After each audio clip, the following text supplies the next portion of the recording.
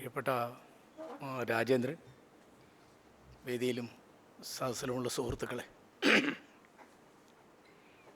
ഞാൻ പ്രസംഗത്തെപ്പറ്റി വളരെ പണ്ട് വായിച്ചൊരു തമാശയാണ് ഇപ്പോൾ ഓർമ്മ വന്നത്. വെച്ചാൽ ഇത് പ്രസവം പോലെയാണ്, തുടങ്ങാൻ എളുപ്പമാണ്, നിർത്താൻ അത്ര എളുപ്പമല്ല. ഇപ്പോൾ വേൺ സാറിനെ പറ്റി ആദ്യമായിട്ടാണ് ഞാൻ പ്രസംഗിക്കുന്നത്. ഇതിപ്പോൾ തുടങ്ങാനൊരു ബുദ്ധിമുട്ടുമില്ല, പക്ഷേ ഇതെങ്ങനെ നിർത്തും എന്നുള്ളൊരു വലിയ പ്രശ്നം. ഇത് കാരണം വെച്ചാൽ ഞാനിവിടെ ഇരുന്ന് ആലോചിക്കായിരുന്നു, രാവിലെ തൊട്ട് ആലോചിക്കുന്നത്. ഞാൻ ഈ ജീവിതത്തിൽ ഏറ്റവും അധികം സംസാരിച്ച ആരോടാണ് എന്ന് ചോദിച്ചാൽ അത് വേൺ സാറോടാന്ന് പറഞ്ഞാൽ എൻ്റെ ക്ലാസ്മേറ്റ് രാജലക്ഷ്മി അതിനോട് വിയോജിക്കുകയില്ല എന്ന് ഞാൻ വിചാരിക്കുന്നു. കാരണം അദ്ദേഹം അധ്യാപകനായിട്ട് 1973 ഞങ്ങളുടെ ക്ലാസ്സിലേക്കാണ് ആദ്യം വന്നപ്പോൾ എനിക്ക് ആദ്യം തോന്നിയത് വളരെ സുന്ദരനാണല്ലോ എന്നാണ്. അതെപ്പോഴും എനിക്കൊരു തോന്നലുണ്ട്, വളരെ സുന്ദരനാണ്. ഒരു വളരെ ചുവന്ന കുപ്പായൊക്കെ ഇട്ട് ഞങ്ങളുടെ കൂട്ടത്തിലൊരു ആളമാതിരി. പിന്നെ കണ്ടാൽ ഞങ്ങളത്രയും പ്രായം തോന്നില്ല, ഒരിക്കലും തോന്നിയിരുന്നില്ല അത്. കാരണം പലരോടും ഞാൻ വേൺ സാറിനെ പരിചയപ്പെടുത്തുമ്പോൾ ഇതെൻ്റെ ഗുരുനാഥനാണെന്ന് പറയുമ്പോൾ അവർ പറയും, കാരശ്ശേരി പഠിപ്പിച്ചിട്ടില്ലേ വേണുവിനെ എന്ന് വല്ലതും ചോദിക്കും. എന്താ വെച്ചാൽ അദ്ദേഹത്തിനുള്ള പ്രായം തോന്നില്ല, എനിക്കില്ലാത്ത പ്രായമൊക്കെ തോന്നുകയും ചെയ്യും. അപ്പോൾ അദ്ദേഹം ക്ലാസ്സിൽ വന്നിട്ട് അപ്പോൾ ഞങ്ങൾക്ക് വളരെ കൗതുകമായി. കാരണം അവിടെ വളരെ ഗൗരവക്കാരായ സുകുമാർ അഴീക്കോട് മാഷ്, ചാത്തനാഥ് അച്യുതനുണ്ണി മാഷ്, അവരൊക്കെ ഇങ്ങനെ സംസ്കൃതത്തിൻ്റെയും മഹാപാണ്ഡിത്യത്തിൻ്റെ ഒക്കെ ഗൗരവമായിട്ട് ഇങ്ങനെ ഇരിക്കുമ്പോൾ ഒരാളിങ്ങനെ കളിച്ച് ചിരിച്ച് ഇങ്ങനെ വന്നിട്ട്, പിന്നെ ശബ്ദമാണെങ്കിൽ ഞാൻ പറയാറുള്ളത് കീ വോയിസ് എന്നാണ്, ശബ്ദം കുറിച്ച്. അപ്പോൾ വന്നപാട് ഞാൻ ഈ ഗുരുവായൂരപ്പൻ കോളേജിലെ ഗുരുത്തക്കേട് ശശിയോട് ഇരിക്കുന്നു. അപ്പോൾ വന്നപ്പോൾ പേര് പറഞ്ഞു TB വേണുഗോപാലപ്പണിക്കരുത്. അപ്പോൾ എനിക്ക് അവിടുത്തെ സമ്പ്രദായം കൊണ്ട് ആദ്യം തോന്നിയത് ഇനീഷ്യലി വളരെ ഡേഞ്ചറസ് ആണല്ലോ എന്നാണ്. അപ്പോൾ ഞാൻ അങ്ങനെ ഒരു കമൻറ്റ് പറഞ്ഞാണ് ആ ഗുരുനാഥനെ സ്വീകരിച്ചത്. അപ്പോൾ എനിക്ക് അറിഞ്ഞൂടാ, ഞങ്ങൾക്ക് ആർക്കും അറിഞ്ഞൂടാ ഇത് ആരാണ്, ഇദ്ദേഹത്തിൻ്റെ വലിപ്പമൊന്നും ഒരു തലയില്ല നമുക്ക്. പിന്നെ എനിക്ക് വലിയ കൗതുകം തോന്നിയത് വ്യാകരണവും ഭാഷാശാസ്ത്രമൊക്കെ പഠിപ്പിക്കുന്ന ആളുകൾ കുട്ടിക്കൃഷ്ണമാരാർ വായിച്ചിട്ടുണ്ട്, OV വിജയനെ വായിച്ചിട്ടുണ്ട്, ബഷീർ കാണാപ്പാടുണ്ട്, കുമാരനാശാൻ കാണാപ്പാടുണ്ട്. ഇതൊക്കെ എനിക്ക് വലിയ അത്ഭുതമായിരുന്നു. കാരണം ഞാൻ അവിടെ കേരളവാണി ഞങ്ങൾക്ക് എടുത്തിരുന്ന ഏട്ടനോണി രാജാവാണ്. അദ്ദേഹത്തിന് ഉള്ളൂരിനങ്ങോട്ട് കവിയൊന്നും ഇല്ല എന്നുള്ള പൂർണ്ണ ബോധ്യമുള്ളായിരുന്നു ഗുരുനാഥനാണ് അദ്ദേഹം. അപ്പോൾ നോക്കുമ്പോൾ വളരെ പുതിയ ഒരാൾ. അപ്പോൾ ഞങ്ങൾ കോളേജിൽ പഠിക്കുമ്പോൾ ഉണ്ണീഷൻ ചേലമ്പര മാഷ പോലുള്ള ഗുരുനാഥന്മാരെ ഞങ്ങൾക്ക് ഉണ്ടായിരുന്നത്, അവരൊന്നും ആധുനിക സാഹിത്യം എന്ന് പറഞ്ഞാൽ എന്താണെന്നുള്ളതിനെ പറ്റി യാതൊരു അലിവുമില്ലാതെ. അപ്പോൾ ഇതേയാണെങ്കിൽ വളരെ ഇതൊക്കെ വായിച്ചിട്ടുണ്ട്, ഇതൊക്കെ ഓർമ്മയാണ്, ഇതിനോടൊക്കെ വളരെ ഉദാരമായൊരു സമീപനമുണ്ട്. അങ്ങനെയാണ് എനിക്ക് ഇദ്ദേഹത്തോടൊരു പതിവില്ലാതെ അട്രാക്ഷൻ തോന്നുന്നത്. അപ്പോൾ അത് അപകടമായി. എന്താ വെച്ചാൽ വേണു സാറ് ഞാനായിട്ടുള്ള ഒരു ബന്ധം എന്ന് പറഞ്ഞാൽ ധാരാളം നടക്കും വേണു സാറ്, എനിക്കത് വളരെ ഇഷ്ടമാണ്. അപ്പം ഞങ്ങളെന്നും തുടക്കം തൊട്ടേ വൈകുന്നേരം നടക്കാൻ പോകുന്നത് ഒരുമിച്ചായി. അതൊക്കെ വലിയ പ്രശ്നമാണ്. സുകുമാർ അഴീക്കോടിൻ്റെ സുഗ്രീവാജ്ഞ നടക്കുന്ന ഡിപ്പാർട്ട്മെൻറ്റിലാണ് ഈ മാതിരിയുള്ള സദാചാര ലംഘനം. വിദ്യാർത്ഥികളുടെ കൂടെ ചായ കുടിക്കുക, ചായപ്പിടിയെ പോവുക. പിന്നെ ഞാനന്ന് സീറ്റ് വലിക്കുന്ന കാലമാണ്. ഇടയ്ക്ക് വല്ലപ്പോഴും ഞാൻ പറഞ്ഞിട്ടല്ലേ വേണു സാറ് ഇവിടെ ഇങ്ങോട്ട് കൊണ്ടാ എന്നൊരു ചിലപ്പോൾ ഒരു സിഗരറ്റ് ഇങ്ങനെ. ഇതൊക്കെ വലിയ പ്രശ്നമായി. അപ്പോൾ ഇതൊന്നും വേണു സാർ ഇതൊന്നും കണക്കാക്കുന്നില്ല, അദ്ദേഹത്തിന് ഇതൊന്നും ഒരു വിഷയമല്ല. കാരണം വേണു സാറിൻ്റെ ഒരു പ്രത്യേകത ഞാൻ പറഞ്ഞത്, എന്നും പുതിയ ഒരാളാണ്, ഒരിക്കലും മുഷിയില്ല. പിന്നെ അദ്ദേഹത്തിൻ്റെ ഇപ്പോൾ ഇവിടെ പറഞ്ഞ ഈ ഭാഷാശാസ്ത്രം, വ്യാകരണം തുടങ്ങിയുള്ള കാര്യങ്ങളിൽ നിന്നൊക്കെ എത്രയോ ദൂരെ കിടക്കുന്ന ഒരുത്തനാട്ടോ ഞാൻ, യാതൊരു സംശയം വേണ്ട. എനിക്ക് അമ്മാതിരി യാതൊരു അവകാശവാദങ്ങളുമില്ല. അപ്പോൾ അദ്ദേഹം അന്ന് ക്ലാസ് എടുക്കുമ്പോൾ ഞങ്ങൾക്ക് തിരിയണ്ടേ. അപ്പം ഞങ്ങൾക്ക് ക്ലാസ്സിൽ വേറൊരു തമാശ ഉണ്ടായിരുന്നു. അബ്ദുല്ല മാഷ് മറ്റേ മഹാരാജ് കോളേജിൽ അബ്ദുല്ല 3rd BA പഠിക്കുമ്പോൾ അവിടെ PUC വന്ന് ചേരുകയാണ് വേൺ സാറ്. അന്ന് വരുമ്പോൾ ചെറിയ പരിചയമുണ്ട്. അപ്പോൾ ഞങ്ങളുടെ ജൂനിയറായിട്ട് പഠിച്ച ഒരാളാന്നുള്ള ധാരണയിലാണ് ഞങ്ങൾ വേൺ സാറിനെ കൈകാര്യം ചെയ്തത്. അപ്പോൾ അന്ന് അബ്ദുല്ല മാഷ് തമാശ പറയും, എടോ നമ്മളൊക്കെ ലിംഗ്വിസ്റ്റിക്സ് MA പഠിക്കുന്നത്, അങ്ങനെ വളരെ അഡ്വാൻസ്ഡ് ആക്ടാണ്. അപ്പോൾ ഇതിലുണ്ടായൊരു തമാശ എന്താണെന്ന് വിചാരിച്ചാൽ, ഇദ്ദേഹം വളരെ അനൗപചാരികമായിട്ട്, വളരെ ഇൻഫോർമലായിട്ട്, അദ്ദേഹത്തിൻ്റെ ലാളിത്യം എന്ന് പറയുന്നത് എനിക്ക് പിന്നെ പിന്നെ മനസ്സിലായ കാര്യം, ഈ വളരെ തെളിഞ്ഞ കിണറില്ലേ, അപ്പോൾ അത് നോക്കും, അതിൻ്റെ ലാളിത്യം കൊണ്ട് അതിൻ്റെ ആഴം അത് മറച്ചു പിടിക്കും. നമുക്ക് തോന്നില്ല, അത്ര ആഴുണ്ടെന്ന് തോന്നില്ല. അതായത് ഇപ്പോൾ മോനമ്മനോട് പറയായിരുന്നു, എടോ ഈ പറയുന്നതൊന്നും എനിക്കൊരു ഐഡിയ ഇല്ല. ഞാൻ അപ്പോൾ വേണു സാറിന് ഒരുപാട് ഒരുപാട് തലങ്ങളുണ്ട്. അതിലിപ്പോൾ വളരെ പ്രധാനപ്പെട്ട ഒന്ന്, എത്ര പേർക്ക് അറിയാമെന്ന് എനിക്ക് അറിഞ്ഞൂടാ, എനിക്കറിയുന്ന മിക്ക ചരിത്ര അധ്യാപകരെക്കാളും കൂടി കേരള ഹിസ്റ്ററി അറിയുന്ന ഒരാളാണ് വേണു സാർ. അദ്ദേഹം എനിക്ക് വലിയ സന്തോഷമായിട്ട് ഞാൻ ഒരു ദിവസം വേണു സാറോട് വിളിച്ച് പറഞ്ഞു, സാറ് കണ്ടിരുന്നോ MGSൻ്റെ ആ പുസ്തകം വന്നു, പെരുമാൾസ് ഓഫ് കേരള. എടോ അത് ഞാൻ കഴിഞ്ഞ ആഴ്ച അത് വാങ്ങുകയും ചെയ്തു, വായിക്കുകയും ചെയ്തു എന്ന് പറഞ്ഞു. ഞാൻ ആ വിവരം ഒന്ന് വേണു സാറോട് പറഞ്ഞതാണ്. അപ്പോൾ അദ്ദേഹത്തിന് താല്പര്യമില്ലാത്ത വിഷയം, ഇപ്പോൾ ഞാൻ പറയാം, ഇപ്പോൾ ഫോണിൽ മിക്കവാറും ദിവസം 2-3 വട്ടം വിളിക്കുന്ന ആളാണ് ഞാൻ. ഇടയ്ക്ക് വരുമ്പോൾ ഈ യുക്തിഭാഷയെപ്പറ്റി സുന്ദരേശൻ പറഞ്ഞില്ലേ, അതിനെപ്പറ്റിയൊക്കെ എത്രയോ ക്ലാസ് എനിക്ക് ഫോണിൽ എടുത്തിട്ടുണ്ട് വേണു സാർ. ഞാൻ അത് മുഴുവൻ എനിക്ക് മനസ്സിലാവില്ല, എന്നാലും വേണു സാറിൻ്റെ വർത്തമാനം കേൾക്കാനുള്ള കൗതുകത്തിന് ഞാൻ കേട്ടുകൊണ്ടിരിക്കും.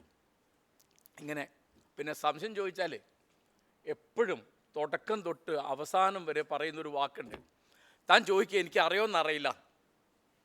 വേണു സാറിന് അറിയാതിരിക്കില്ല.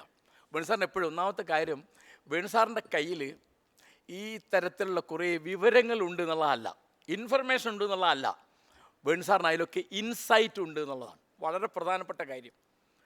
അദ്ദേഹം എപ്പോഴും സംസാരിക്കുന്നത് അദ്ദേഹം ആർജിച്ച ഇൻഫർമേഷനിൽ നിന്നല്ല, അദ്ദേഹം ഒരിക്കലും ആർജിച്ചിട്ടില്ലാത്ത ഇൻസൈറ്റ് കൊണ്ടാണ്. അത് ഞാൻ പറയാറുണ്ട്, എല്ലാവരും പഠിച്ചത് പാടും, വേണു സാറ് പഠിക്കാത്തത് പാടുന്ന ആളാണ്. എന്ത് ചോദിച്ചാലും മറുപടി. ഇപ്പം ഞാൻ ഒരു ഉദാഹരണം പറഞ്ഞാൽ, വെറുതെ ഒരിക്കലും ഇങ്ങനെ ഒരു എഴുത്തുകാരൻ്റെ പേര് കണ്ടു, സന്തോഷ് എച്ചിക്കാനം. അപ്പോൾ ഞാൻ ചോദിച്ചു, എച്ചിക്കാനം എന്ന് വേണു സാറാ, എടോ യക്ഷിക്കാനനമായിരിക്കും എന്ന് പറഞ്ഞു. അത് നേരത്തെ ആലോചിച്ചതല്ല, യക്ഷിക്കാനനമായിരിക്കും. അങ്ങനെ എപ്പോഴും, ഇതിപ്പോൾ എങ്ങനെ പറയാനാണെങ്കിൽ നേരം വിളിക്ക് തന്നെ പറയാനുണ്ടാവും. എപ്പോഴും അദ്ദേഹം ഈ നേരത്തെ ഇപ്പോൾ ആര് സംശയം ചോദിച്ച് വിളിച്ചാലും അദ്ദേഹത്തിന് സന്തോഷമാണ്. കാരണം അത് ആലോചിക്കാമല്ലോ എന്ന്. അദ്ദേഹത്തിന് ഏറ്റവും ഇഷ്ടപ്പെട്ട പണി ആലോചിക്കല. അതിങ്ങനെ പറയുക. ചിലപ്പോൾ നമുക്കത് മനസ്സിലായില്ല എന്ന് ഞാൻ പറയാറില്ല. മനസ്സിലായില്ല ചിലപ്പോൾ വേണു സാറിന് മനസ്സിലാവും. കാരണം വേണു സാറ് ഞാൻ അടുത്ത് പരിചയിച്ച മഹാബുദ്ധിമാന്മാരിൽ ഒരാളാണ്. വളരെ ബുദ്ധിമാനാണ്. ബുദ്ധിമാൻ എന്ന് പറഞ്ഞാൽ ഒരുമാതിരി എന്തും പറഞ്ഞാൽ മനസ്സിലാവും, എന്തും വായിച്ചാൽ മനസ്സിലാവും. അപ്പോൾ ഒരിക്കൽ ഞാനന്ന് അലിഗഡിലാണ് ഞാൻ. അപ്പോൾ ഞാൻ ഇന്ത്യയെ കണ്ടെത്തൽ എന്നുള്ള പുസ്തകത്തിൽ ഒരു സംഗതിയെപ്പറ്റി വേണു സാറിനോടൊരു സംശയം ചോദിച്ചു. ഞാൻ ഹിസ്റ്ററി സംശയം ആദ്യം ചോദിക്കുക വേണു സാറിനോട്, രണ്ടാമത് നിവൃത്തിയില്ലെങ്കിൽ MGSനോട് ചോദിക്കുക, അങ്ങനെയാണ്. അപ്പോൾ വേണു സാർ എടോ അത് എനിക്ക് ഓർമ്മയുണ്ടോ? ഞാൻ വേണു സാറിന് ഓർമ്മയില്ലാതിരിക്കില്ല. അതെ, ഞാൻ BSc ഫസ്റ്റ് ഇയറിന് പഠിക്കുമ്പോഴാണ് ഡിസ്കവറി ഓഫ് ഇന്ത്യ വായിച്ചത്, പിന്നെ വായിച്ചിട്ടില്ല എന്ന് പറഞ്ഞു. ഇത് ഫിസിക്സ് BScക്കാരനാണ് ഈ വായിക്കുന്നത് ഇങ്ങനെ. അപ്പോൾ അദ്ദേഹത്തിന് അന്യമായ വിഷയമൊന്നുമില്ല.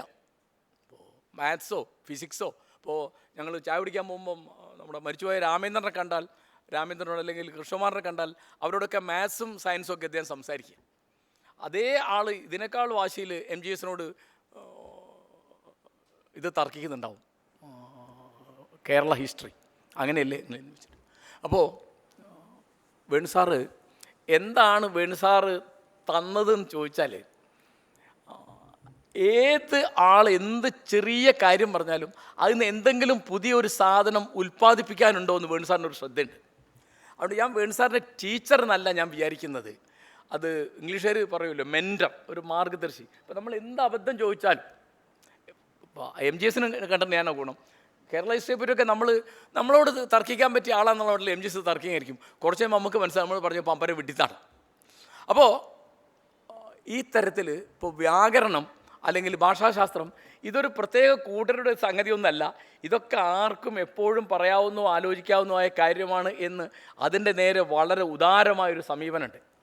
ഉദാരത അദ്ദേഹത്തിന് ജീവിതത്തിലുള്ളതാണ്.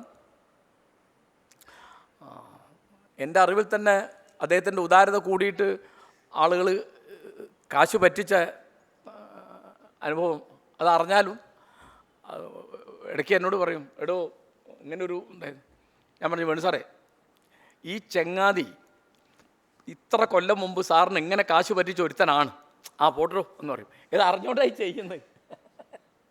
അങ്ങനെ ആ തരത്തിൽ ഉദാരബുദ്ധിയാണ്. പിന്നെ വ്യാകരണത്തിൻ്റെ കാര്യത്തിലൊക്കെ അദ്ദേഹത്തിൻ്റെ ഉദാരത, അദ്ദേഹത്തിൻ്റെ പ്രിയ സുഹൃത്തായിരുന്നു ആൻഡ്രൂസ് കുട്ടി.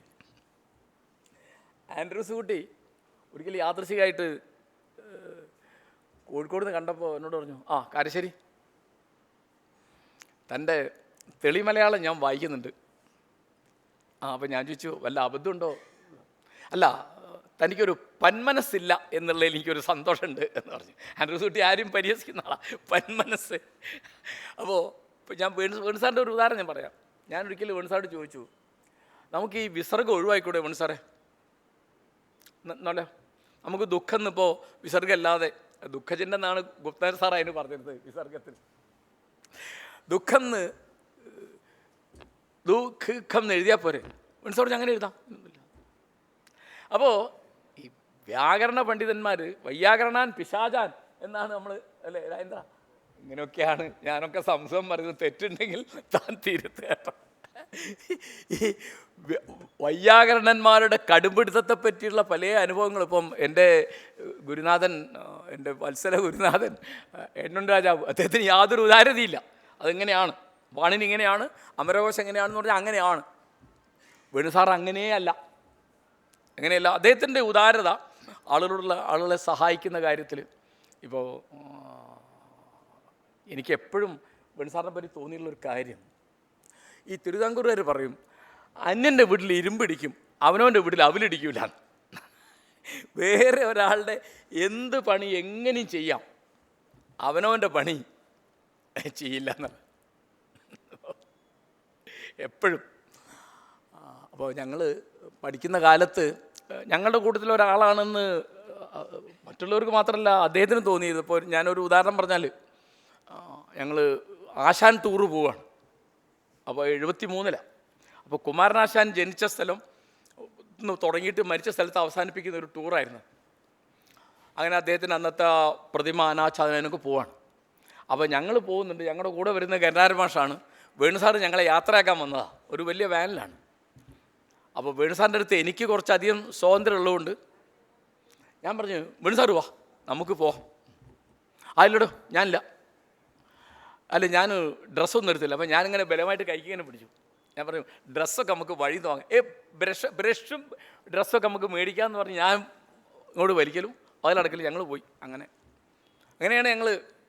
അപ്പോൾ അത് പിന്നെ വലിയ ചരിത്രം സൃഷ്ടിച്ച യാത്രയായിപ്പോയി. എന്താ വെച്ചാൽ ഞങ്ങൾ പ്രൊഫസറെ കളിയാക്കിയും മാഷന്മാരെ കളിയാക്കി പാട്ട് പാടിയൊക്കെ അറിഞ്ഞ് എന്നെയൊക്കെ സസ്പെൻഡ് ചെയ്ത് ഒന്നും പറയണ്ട, വലിയ ബഹളമായിരുന്നു. വലിയ പരാക്രമമുള്ള ചരിത്രപ്രസിദ്ധമായ യാത്രയായിരുന്നു. അപ്പോൾ വേണുസാറിൻ്റെ ഒരു സിംപ്ലിസിറ്റിയുടെ ഒരു ഉദാഹരണം പറയാം. എപ്പോഴും അദ്ദേഹത്തിൻ്റെ ഫ്രഷായിരിക്കുന്ന ഒരു കാര്യം അദ്ദേഹത്തിൻ്റെ നർമ്മബോധമാണ്. പിന്നെ വളരെ വളരെ സിമ്പിളാണ്. എങ്ങനെയാണ് പറയാൻ വയ്യ. ഇപ്പോൾ ടാഗോറിൻ്റെ ഒരു ഞാൻ ഓർക്കുന്നത്, life is very simple and very beautiful, but it is very difficult to be very simple എന്ന് ടാഗോർ പറയും. എന്ന മാതിരി വേണുസാർ ഒരിക്കലും ഇപ്പോൾ അദ്ദേഹത്തിൻ്റെ രീതിയാണ് പറയാം. അപ്പോൾ ഞാൻ ഒരു വീട് വാങ്ങി. അപ്പോൾ ഞാൻ പുസ്തകത്തിന് പേരിടുമ്പോഴും വേറെ ഒക്കെ ഇടയ്ക്കിടയ്ക്ക് വേണുസാറിനെ അങ്ങനെ വിളിക്കാനൊരു ഉത്സാഹമുണ്ട്. അപ്പോൾ ഞാൻ പറഞ്ഞു, വേണുസാറേ ആ വീടിനൊരു പേര് വേണം എന്ന് പറഞ്ഞു.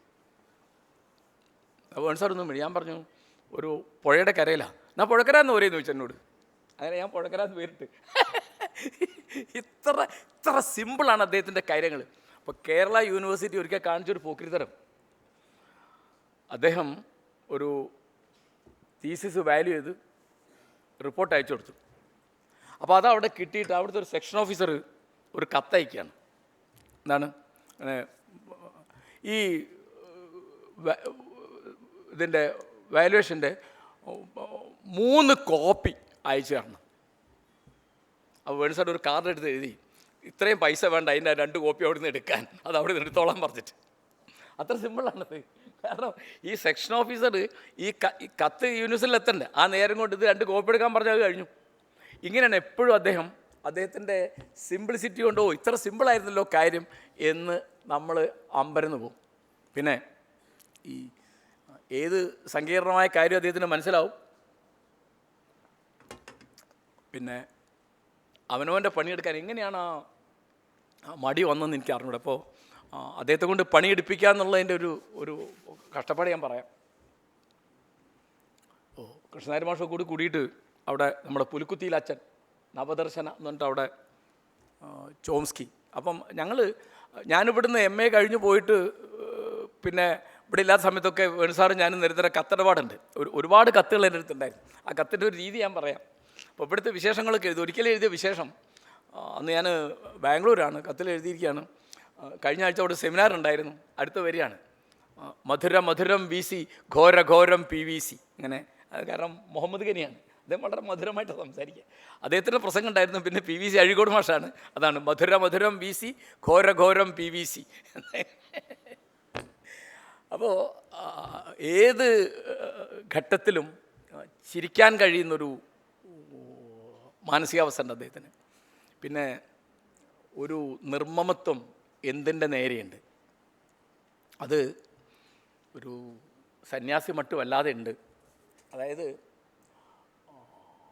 ചോംസ്കിയുടെ കാര്യം ഞാൻ പറഞ്ഞു, അവിടെ ഇവരെ കൂടി നിർബന്ധിച്ച് അവിടെ ഇത് അവതരിപ്പിച്ചു. അപ്പോൾ ഞാൻ പറഞ്ഞു, വേണു സാറേ അത് എനിക്കതൊന്ന് വായിച്ചോ കണ്ടിന്ന് പറഞ്ഞു. അത് വായിക്കാം.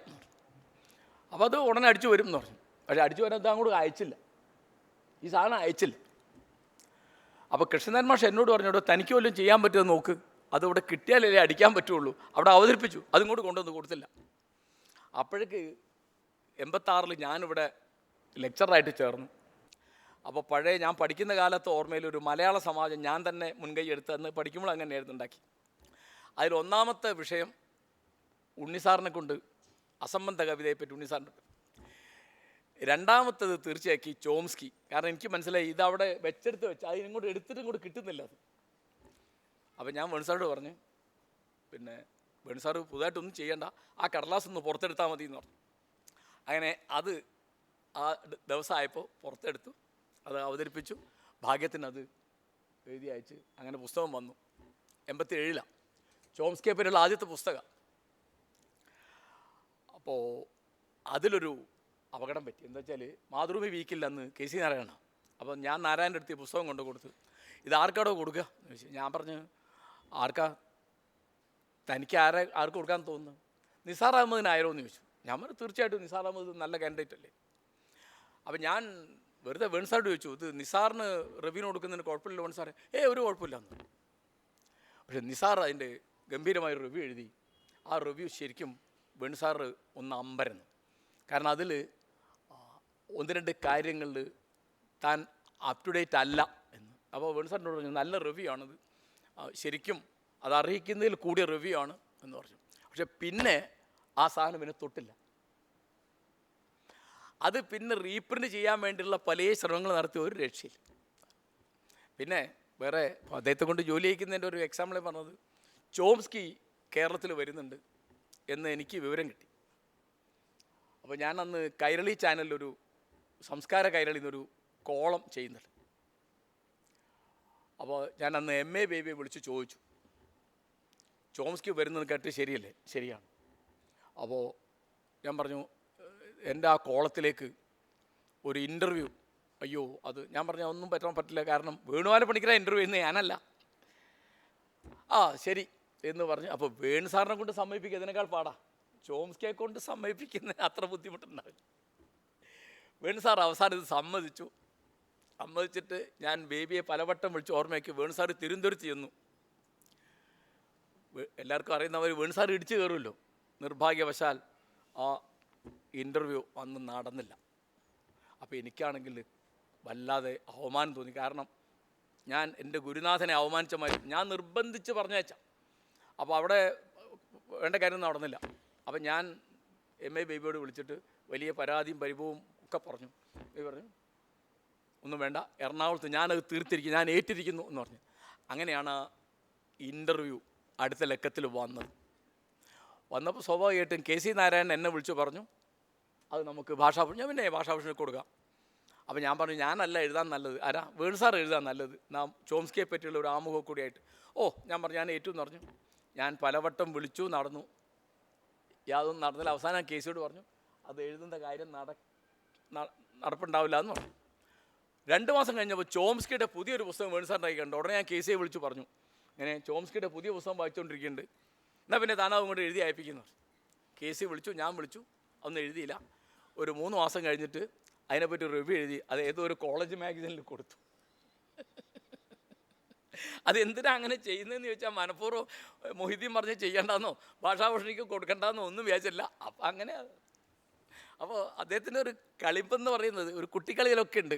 അതിലിപ്പോൾ ഞാൻ പഴയൊരു രംഗം എനിക്ക് ഓർമ്മ ഉള്ളത്,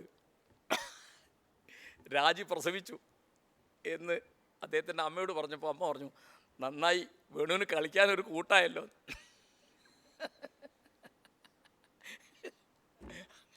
എപ്പോഴും ഈ അതായത് ഒരു എന്തിലും ഒരു കളി ഉണ്ട് എന്ന് അദ്ദേഹത്തിന് അറിയാം. അതുകൊണ്ട് എപ്പോഴും അങ്ങനെയാണ്. ഇപ്പം പിന്നെ നമ്മൾ കാണുന്ന രീതിയിലല്ല. അപ്പോൾ അദ്ദേഹം ഞങ്ങളോടൊക്കെ ഇടപെടി. ഞാനൊരു വേറെ ഉദാഹരണം പറയും. ദിവസം നടക്കാൻ പോകുമ്പോൾ റൂമിൽ വന്ന്, അപ്പോൾ അവിടെ എൻ്റെ റൂമിൽ വന്ന് എന്നെയും കൂട്ടി ഇറങ്ങി, അല്ലെങ്കിൽ ഞാൻ അങ്ങോട്ട് ഒന്ന് വേണുസാറിനെയും കൂട്ടി പോകും. അങ്ങനെ അപ്പോൾ വേണുസാറിന് ഇവിടെ ഒരു കാര്യം പറയാനുണ്ടെന്ന് പറഞ്ഞു. എനിക്ക് എന്താ പതിവില്ലാതൊരു മുഖവുര സാമ്പാ പറയാമെന്ന്. അപ്പോൾ എനിക്കൊന്ന് വേണുസാറിന് എൻ്റെ രീതിയല്ല തോന്നുന്നു, ഒരു മുഖവുര, ഒരു ഗൗരവമുള്ളൊരു കാര്യം പറയാണ്ട്. അപ്പോൾ കുറച്ച് വേണുസാറ് മിണ്ടുന്നില്ല. എന്താ മിണ്ടാത്തേ? ഇവിടെ ഒരു കാര്യം പറയണേ. അവന് സാറ് പറയും. അങ്ങനെ വേറെ ആളില്ലാത്തൊരു തെറ്റിയോ എന്നോട് പറഞ്ഞു, ഞാൻ രാജലക്ഷ്മിയെ കല്യാണം കഴിച്ചാലോ എന്ന് ആലോചിക്കാമെന്ന് പറഞ്ഞു. ഞാൻ പറഞ്ഞ വാചകം എനിക്കിപ്പോഴും ഓർമ്മയുണ്ട്. ഞാൻ പറഞ്ഞത് എന്തിനാണ് പറഞ്ഞത്, എനിക്ക് സമ്മതമാണ്, സന്തോഷമാണെന്ന് പറഞ്ഞു. എൻ്റെ സമ്മതം എന്തിനാണ് എനിക്ക് പറ്റുന്നത്, സന്തോഷമാണെന്ന്. ഞാൻ പറഞ്ഞു ഒരു കണ്ടീഷനുണ്ട്. എന്താണോ സാർ, ഇത് എന്നോട് പറഞ്ഞത് മതി, ഇനി ഒരാളോട് പറയരുത്. അതെന്താ? ഞാൻ പറഞ്ഞു, രാജി BA ഫസ്റ്റ് റാങ്ക് വാങ്ങി വന്ന കുട്ടിയാണ്. അവൾക്ക് MA ഒരു ഫസ്റ്റ് റാങ്ക് കിട്ടാനുള്ളതാണ്. അത് പോയാൽ അവൾക്കൊരു ഫസ്റ്റ് റാങ്ക് പോകുന്നത് ഡിപ്പാർട്ട്മെൻറ്റിന് ഒരു റാങ്ക് പോകും. അതുകൊണ്ട് അവിടെ എത്തിക്കരുത് എന്ന് പറഞ്ഞു. വേണുസാറിന്മാർ ഗൗരവമൊന്നുമില്ലല്ലോ. അപ്പോൾ എന്താ ചെയ്യുക? ഞാൻ പറഞ്ഞു, സാറ് അനങ്ങാതിരിക്കുക, ഇനിയിപ്പോൾ ഇത്രയല്ലേ ഉള്ളൂ, ബാക്കി ഞാൻ ആയിക്കോളാമെന്ന് പറഞ്ഞു. ഇനി ഇത് സാർ എന്നോട് പറഞ്ഞാൽ മതി, ഞാനും ആരോടും പറയില്ല, സാറും ആരോടും പറയണ്ടെന്ന് പറഞ്ഞു. അങ്ങനെ കഴിഞ്ഞു. അവസാനത്തെ പരീക്ഷയിൽ നിന്ന് രാവിലെ ഞാൻ രാജിയെ വിളിച്ചു. നീ എപ്പോഴാണ് വീട്ടിൽ പോണത്? വൈകുന്നേരത്തെ ഇന്ന ബസ്സിനാണ്. എന്നാൽ എനിക്ക് നിന്നോടൊരു കാര്യം സംസാരിക്കാനുണ്ട്. ഞാൻ പരീക്ഷ കഴിഞ്ഞ ഉടനെ അങ്ങോട്ട് വരാം, ഓഫീസിലേക്ക് വരാമെന്ന് പറഞ്ഞു. അങ്ങനെ ഞാൻ അവിടെ പോയി. അപ്പോൾ അവൾ വന്നപ്പോൾ ചോദിച്ചു, എന്താ കാര്യം? ഞാൻ നമുക്ക് പുറത്തിറങ്ങി സംസാരിക്കാം. അങ്ങനെ ഇങ്ങോട്ട് നടക്കുകയാണ്. അപ്പോൾ ഞാൻ പറഞ്ഞു, വേണു സാർ എങ്ങനെ ഒരു കാര്യം പറഞ്ഞിരുന്നു എന്ന് പറഞ്ഞു.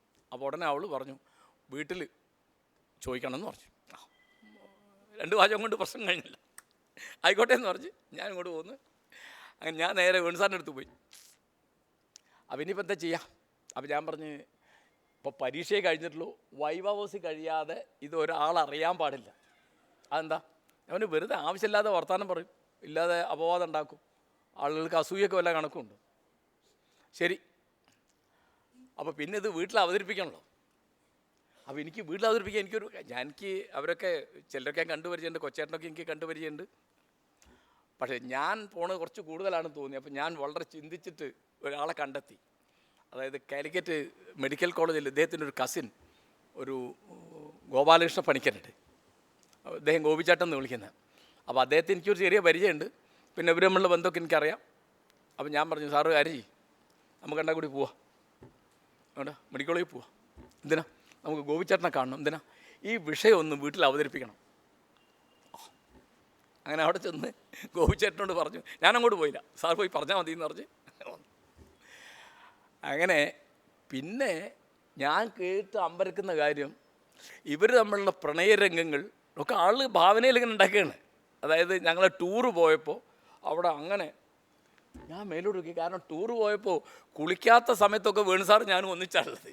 കുളിക്കുമ്പോൾ മാത്രം രണ്ടിടത്തായി പോയത്.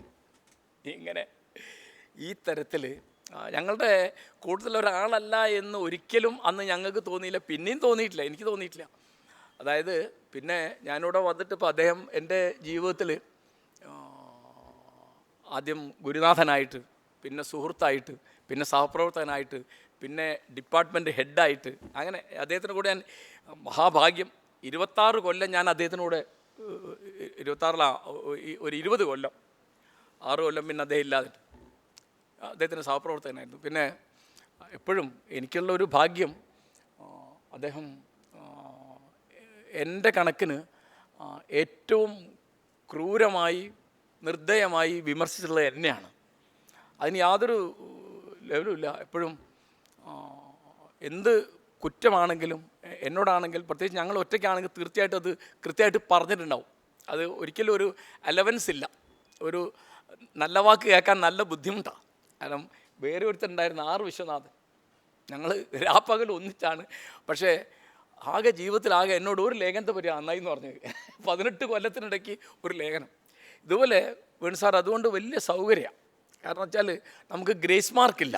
അപ്പോൾ ഈ ഗ്രേസ് മാർക്കില്ല എന്നുള്ള ഓർമ്മയുള്ളതുകൊണ്ട് നമ്മളെങ്ങനെയും പണിയെടുക്കും. പിന്നെ പലപ്പോഴും തീരെ നന്നായിട്ടില്ല എന്ന് പറയാൻ ഒരു മടിയില്ല.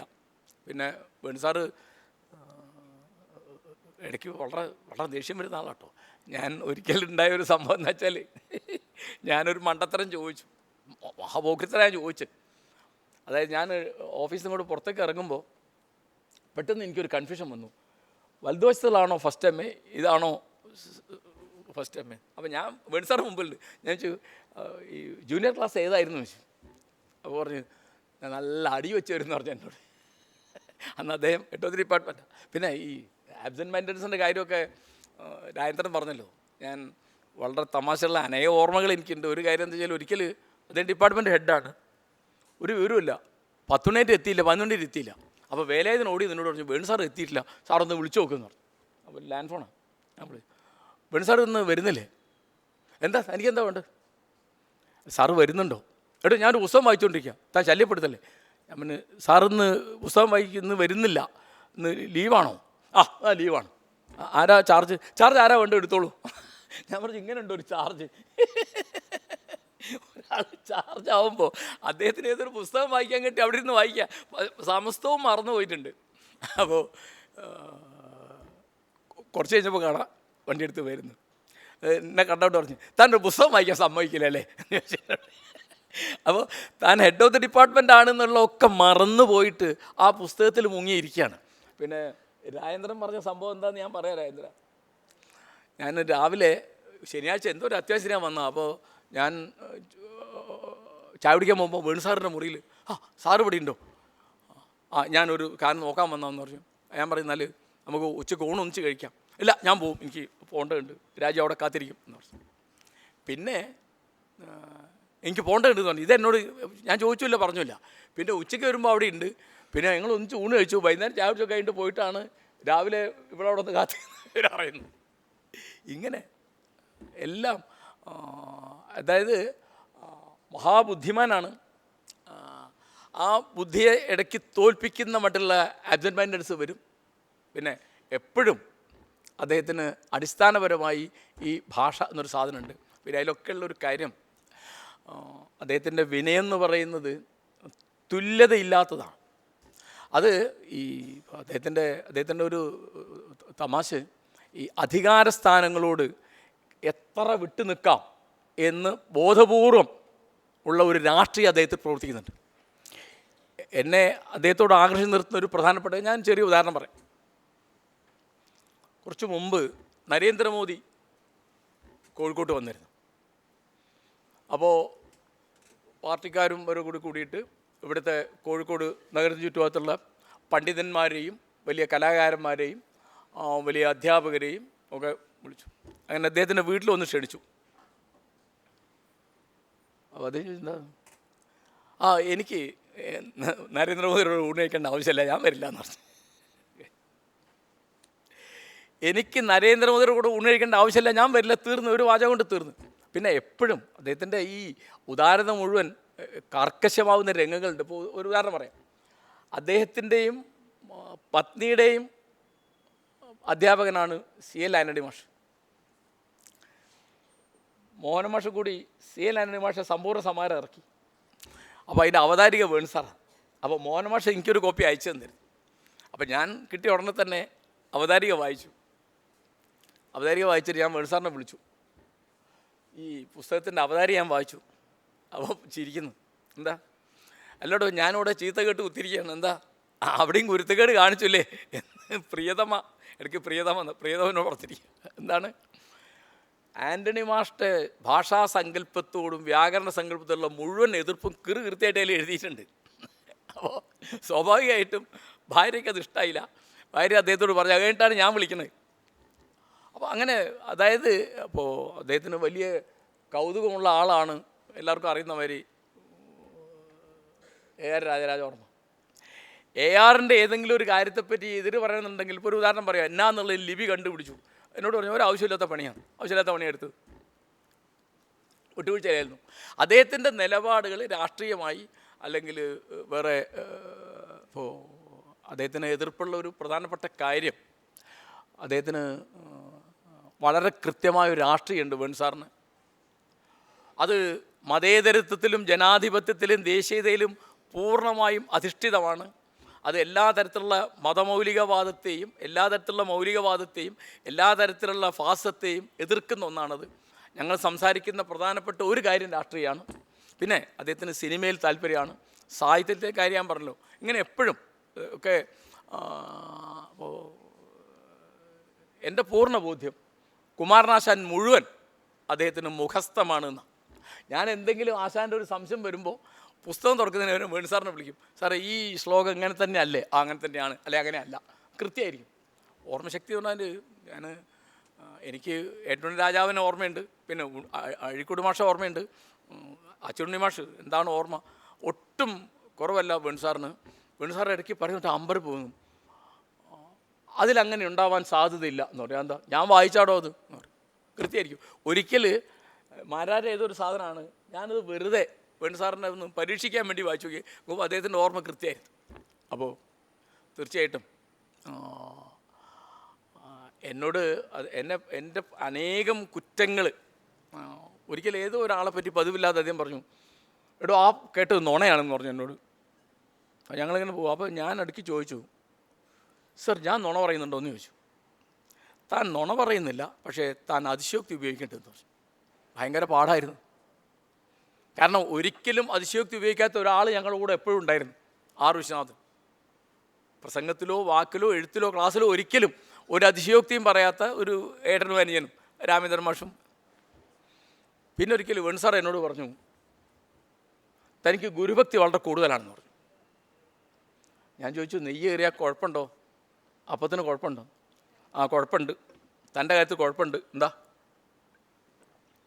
അതെ, താൻ ഈ ഗുരുനാഥന്മാരുടെ പിന്നാലെ നടക്കും, അപ്പോൾ തനിക്കൊരു കുഴപ്പം വരും. എന്താ അത്? തൻ്റെ ശിഷ്യന്മാർ തൻ്റെ പിന്നാലെ നടക്കണം എന്നൊരു മോഹം വരും, അതാണ് ആപത്ത് എന്ന് പറഞ്ഞു. കറക്റ്റല്ലേ?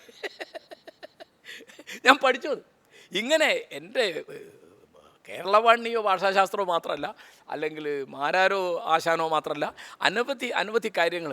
പിന്നെ ഞങ്ങളൊക്കെ ധാരാളം കടം വാങ്ങിയുള്ള വേണു സാറോടാണ്. ഒരാളോട് പോലും താൻ ഈ കാശ് എന്ന് തിരിച്ചു തരുമെന്ന് ചോദിച്ചിട്ടില്ല. തിരിച്ചു തരാതെ ഇരുന്ന ആളുകളോട് താൻ ആ കാശ് എന്തുകൊണ്ട് തന്നില്ല എന്ന് ചോദിച്ചില്ല. അത് എനിക്ക് ഓർമ്മയുണ്ട്. ഞാൻ ചോദിക്കും, സാറേ ഇങ്ങനെ ഒരുത്തൻ ഇങ്ങനെ എത്ര ഉറുപ്പ്യ മേടിച്ചിരുന്നല്ലോ, അത് തന്നല്ലോ. ആ പോട്ടോടൂ എന്ന് പറയും. എന്നാലെന്താ, ഇനി താൻ എന്നെ ഓർമ്മയാക്കണ്ട, അത് എനിക്ക് ഓർമ്മയുണ്ട്. അത്ര ഉദാഹരണമാണ്. പിന്നെ ഈ മനുഷ്യൻ്റെ ഏറ്റവും പ്രധാനപ്പെട്ട ഗുണം എന്ന് പറയുന്നത് ഈ സ്നേഹിക്കാനുള്ള കഴിവാണ്. അത് വേണു സാറിലത് അത്ര പ്രകടമല്ല കേട്ടോ. അത് ഒരിക്കലും വാക്കുകൊണ്ടോ ചേഷ്ട കൊണ്ടോ അല്ല, അത് പ്രവൃത്തി കൊണ്ടാണ്. ഇപ്പോൾ ഒരു ഒരു ഒരു ഒരു ഒരു പ്രബന്ധം തയ്യാറാക്കണം, അല്ലെങ്കിൽ ഒരു പുസ്തകം തയ്യാറാക്കണം, അല്ലെങ്കിൽ വേറൊരു റിസർച്ച് പ്രൊജക്റ്റ് ഉണ്ടാക്കണം, അല്ലെങ്കിൽ ഒരു തീസിസിന് സിനോപ്സ് എഴുതണം. ഇങ്ങനെ ഏതെങ്കിലും ഒരു ഘട്ടത്തിൽ നിങ്ങൾക്ക് അദ്ദേഹത്തെ കൊണ്ടൊരാവശ്യം വരുമ്പോൾ അത് മനസ്സിലാവും. അതിന് യാതൊരു വ്യത്യാസമില്ല. അത് ആരാണ് ഈ കുട്ടിയുടെ ഗൈഡ്, അല്ല ഈ കുട്ടി ഏത് വിഷയത്തിലാണ്, ഇങ്ങനത്തെ ഒരു പ്രശ്നമില്ല. അത് കാരണം വിജ്ഞാനം. ഞാൻ ഒരിക്കലും അദ്ദേഹത്തോട് ചോദിച്ചിരുന്നു, സാറിന് ജീവിതത്തിൽ എന്തിലെങ്കിലും മോഹം തോന്നിയിരുന്നു? എന്നോട് പറഞ്ഞു, എനിക്ക് ചെറുപ്പത്തിലെ പണ്ഡിതനാവണമെന്നുണ്ടായിരുന്നു. പിന്നെ പറഞ്ഞു, അത് ഞാൻ ആയുമില്ല. അത് അദ്ദേഹത്തിൻ്റെ വിനയം കൊണ്ട് പറയുന്നതാണ്. അദ്ദേഹം പണ്ഡിതനായി നമുക്കറിയാമല്ലോ. അപ്പോൾ എനിക്ക് തോന്നിയൊരു കാര്യം, അങ്ങനെ ഉണ്ടല്ലോ, നമ്മളെപ്പോഴും പറയുന്നൊരു വാക്കാത്, അന്യജീവനൊതുകി സ്വജീവിതം ധന്യമാക്കും അമലേ വിവേകികൾ എന്ന് നമ്മളെപ്പോഴും കോട്ട് ചെയ്യുന്ന. ഇത് ഒരു അനുഭവമായിട്ട് ഞാൻ എവിടെ കണ്ടിട്ടുണ്ടെന്ന് ചോദിച്ചാൽ അത് വേണുസാറിൽ കണ്ടിട്ടുണ്ട്. വേണുസാറിനിപ്പോൾ അവനവൻ്റെ ഒരു പുസ്തകം വരാത്തതിനെ പറ്റിയോ ഒരു തീസിസ് അടിക്കാത്തതിനെ പറ്റിയോ ഒന്നും യാതൊരു കൺസേണും ഇല്ല. അങ്ങനൊരു പ്രശ്നമേ ഇല്ല. തനിക്ക് അങ്ങനെ ഒരു പണി ബാക്കിയുണ്ട് എന്നൊരു തോന്നലേ ഇല്ല. നേരെ മറിച്ച് വേറൊരാളുടെ പുസ്തകം ഇറങ്ങാത്തതിനെ പറ്റി അല്ലെങ്കിൽ തീസിസ് ഈ സാധാരണതയുള്ള വൈകലിനെ പറ്റിയൊന്നുമല്ല, അത് വളരെ ഗംഭീരമായിട്ട് അത് ചെയ്തിരിക്കണം എന്നുള്ള നിലയ്ക്ക്. അതുകൊണ്ട് വേണുസാർ എന്ന് പറയുന്ന ഒരു വ്യക്തി ഉണ്ടല്ലോ, ആ വ്യക്തിയുടെ ആഴം ആണ് ഞാൻ പറയുന്നത്. അതിൻ്റെ ആഴം കൊണ്ട്, അതിൻ്റെ ലാളിത്യം കൊണ്ട് അതിൻ്റെ ആഴം അത് മറച്ചു പിടിച്ചു. അതുകൊണ്ട് വളരെ സങ്കീർണമായൊരു വ്യക്തിത്വമാണത്. കാരണം അദ്ദേഹത്തിന് ഈ വിജ്ഞാന മേഖലയിൽ അദ്ദേഹത്തിന് അപരിതമായ അന്യമായ ഒന്നുമില്ല. അത് നമുക്ക് എത്ര പേർക്ക്, ഓരോരുത്തർക്ക് നേരത്തെ പറഞ്ഞല്ലേ, ജോർജാണ് പറഞ്ഞത്, ഓരോരുത്തർക്ക് ഓരോന്നായിട്ട് അങ്ങനെ. അപ്പോൾ ഞാൻ